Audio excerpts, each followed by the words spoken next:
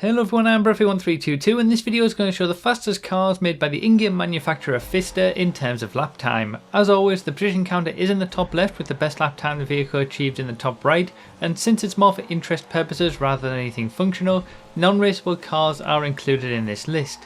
Also, as the title says, this is cars only, there's no bikes, planes or anything else here.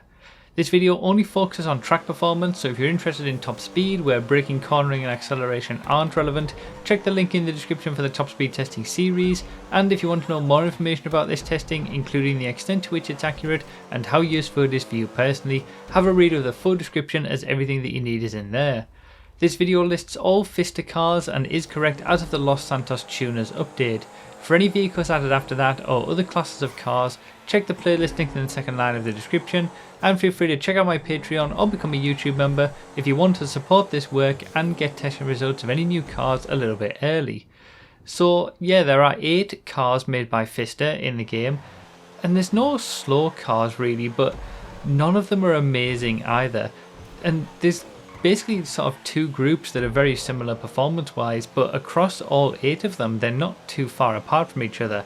But for example, in 7th, 6th and 5th places here, as we've seen, there are 3 Comets, all with lap times of in the 1:05 range. We had the regular Comet, the Comet S2, which is just fractionally quicker, and then we also had the Comet Retro Custom, which was just fractionally slower.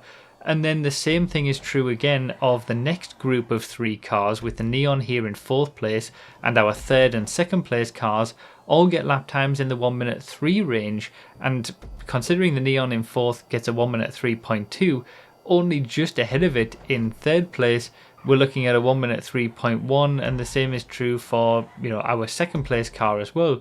All very, very similar lap times. So you could say that all of these cars are quite similar, and you could say that in looks too, maybe imitating real life in terms of Pfister being the in-game version of Porsche. But yeah, they only have one supercar, the rest of them are all sports cars, and the one supercar that they do have isn't even the quickest car that they make.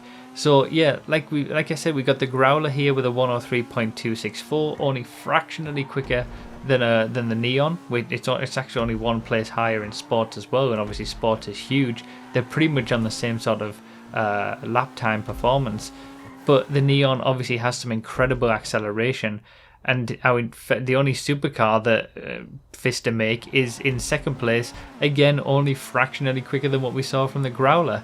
Now I guess these 3 are the most interesting 3 because they do get basically the same lap time. I said earlier in the video that they're looking at a 1:03.1, but they didn't even get that. The 811 and the Growler and the Neon all get 1:03.2 lap times, so they're all so close. But the Neon has the great acceleration and bad top speed, the 811 has really good top speed and bad cornering ability, and the Growler is not too bad in all areas, but obviously only good enough in terms of lap time to get a 103. But ultimately the number 1 car for Pfister is the Comet SR, and it's significantly quicker than the 3 cars that we just saw with a 1:01.9. It's a good second and a bit quicker than even Pfister's only supercar. It's good enough for just outside the top 5 in the sports class as a whole, and really it's just because it's got so much grip. It's not too bad in terms of power and straight line speed and acceleration, but primarily it's so good because of the grip that it has. And the Comet SR is by far and away quicker than any of the other Comets that exist in the game, and then as you've seen from this video, it's the quickest car made by Pfister completely. So I just thought it was really interesting the way that the Pfister cars are kind of grouped together. We had the Comet Safari in 8th place, which was kind of off the pace of everything else. Then we had a group of 3 cars that were all on the same sort of pace. Then another group of 3 cars that were all on the same sort of pace. And then the Comet SR stretching itself out in front, laying down the marker that is quicker than everything else that Pfister makes. And you're seeing here the comparison between the Comet SR and the 811, and really you can just see how the 811's lack of grip just makes it suffer in terms of racing. Obviously it does have a great top speed, it still has the highest top speed of any supercar, only just, but it still does.